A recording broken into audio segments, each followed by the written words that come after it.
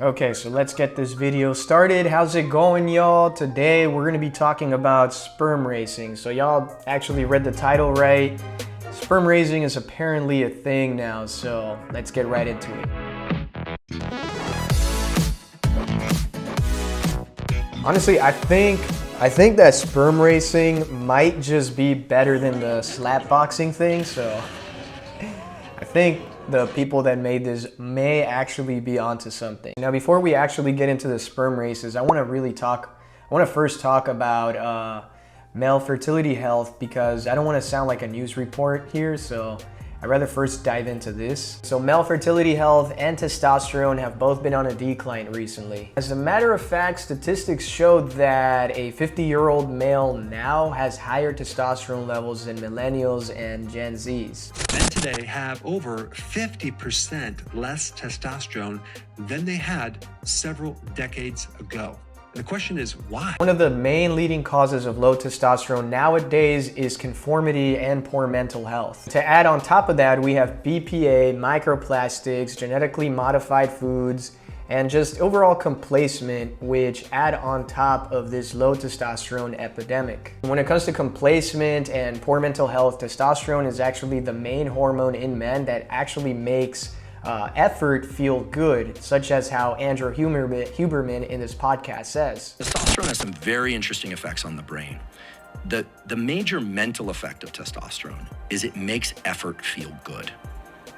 Oh, that makes sense. And the reason it does it is that the amygdala, this fear center in the brain, this anxiety center in the brain, has androgen receptors. It has testosterone receptors. And the man with higher testosterone levels is able to put on more muscle mass, is more energetic, put more effort into the work that he does, and just is able to overall just enjoy life in general. And it also determines male fertility health, which means higher sperm count. And the problem with low testosterone, guys, is that it makes men limp, weak, and emotional. And as I also mentioned, it also lowers sperm count, which inhibits your ability to get a woman pregnant. One of the most biggest physical side effects that I've researched on when it comes to low testosterone is that up to 60% of men nowadays have gynecomastia. Gynecomastia is pretty much growing titties on a man. It's also linked to excess body fat. As I mentioned earlier, it helps put on muscle mass, which actually helps burn fat, and it even makes your testicles smaller. So sperm races, when did it start and who started it? So this is an event that just went live in LA on April 25th, 2025, so pretty much about 2 months ago. And its co-founder is actually a 17-year-old entrepreneur by the name of Eric Zhu, who says he wishes to start the first sperm Olympics. It was a sold-out event with bets and even sports commentary. The event actually had 4 contestants from UCLA and USA. Did I say that right? UCA?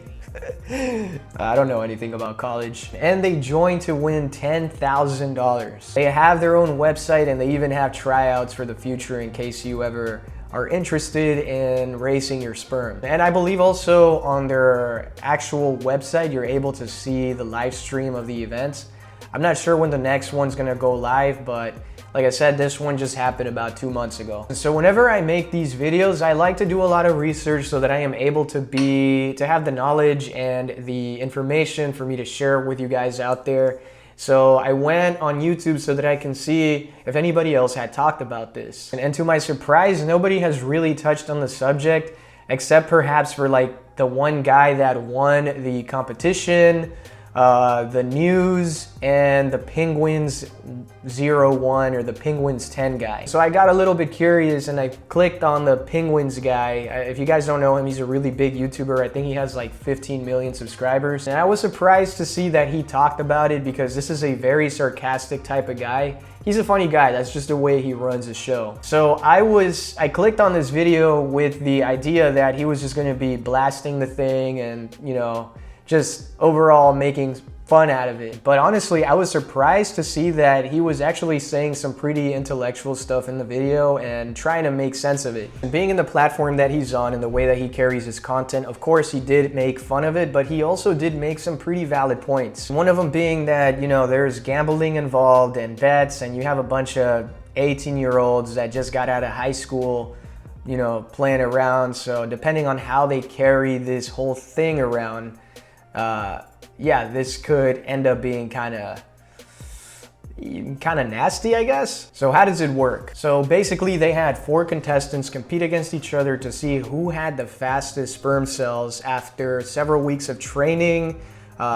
based on mindful practices, physical training, and a good diet. A contestant's sperm is then added into a microscopic racetrack where you could see the tiny little sperm cells racing towards a finish line. It appears, however, that the race is actually taken beforehand at a lab where the winner's actually already been determined, but I don't think they actually let the winner know until they're able to reenact the race on the live event, which it honestly is a good idea. That way they can still have the benefit of surprise. Some things are kind of sketchy, however, kind of like what I just mentioned earlier and what the penguins guy said, such as how were the semen samples collected. I know that it's at a lab, but depending on how they run the show, things could get pretty weird really fast. So the reason why I wanted to talk about this today is because, yeah, male fertility health is in fact a concern nowadays. I believe that if this is done right, this can in fact improve male fertility health. So as the co-founder of the race said, and I quote, "The idea is to bring awareness to male fertility health. The general public usually identifies sperm with something gross, the adult entertainment, or degeneracy.